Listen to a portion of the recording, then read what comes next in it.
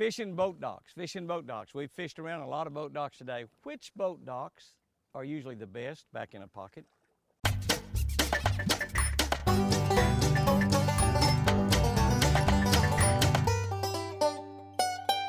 Good morning, guys and girls. Good morning. March 9, all the way up to March 9.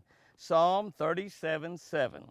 This is a short one, but it's great. Rest in the Lord and wait patiently for Him. Rest in the Lord and wait patiently for Him. I'm reading from our Catch a Better Life book, a book that I've been working on the last couple of years. We do these videos, we do these devotions every single morning. We have a fishing tip, a scripture, and a devotion built around fishing for every single solitary day. Post at 5 o'clock on our YouTube channel. If you're not subscribed to the Catch of the Day YouTube channel, hit that subscribe button right now. This will change your life.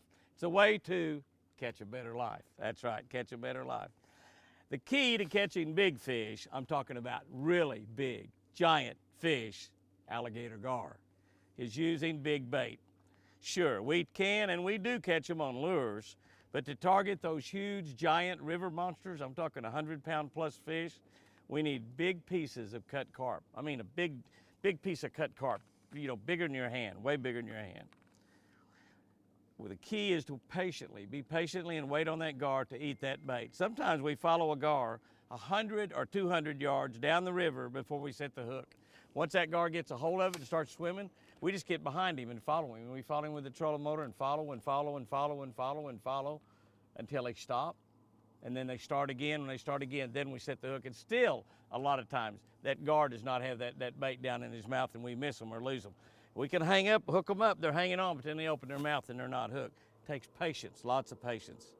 King David, who wrote this psalm, King David was telling us here to lean on God and to be patient.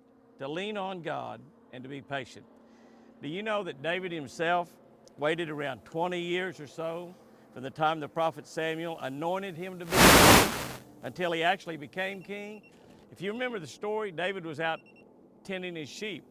And King Samuel came to anoint a son of Jesse as the next king of Israel. And he went through all of the sons of Jesse, and he said, none of these are the guy, none of these are the guy, none of these are the guy. And he asked Jesse, do you have another boy somewhere? He said, oh yeah, I got David, he's out tending the sheep, but surely he's not going to be king. He said, bring him in. When he brought him in, God said, that's the one. Anoint him to be king. But he didn't become king until over 20 years later. 20 years later, he patiently waited on God. If you have a dream, if you have a goal, something that you really believe in, something that you really have prayed about and you really believe is going to happen in your life, don't give up on God. Don't ever give up on God. Stay in peace. God is working with you just like he worked with David. He's going to be king. David just simply had to wait 20 years. Until the perfect time came to set the hook. When that perfect time came, David became king. Your time is closer now than it's ever been. Closer now than it's ever been.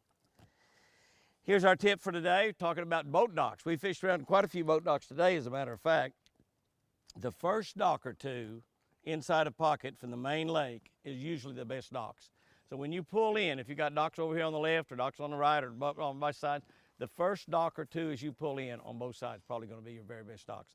Guys and girls, go out there and have you a great one today. And remember,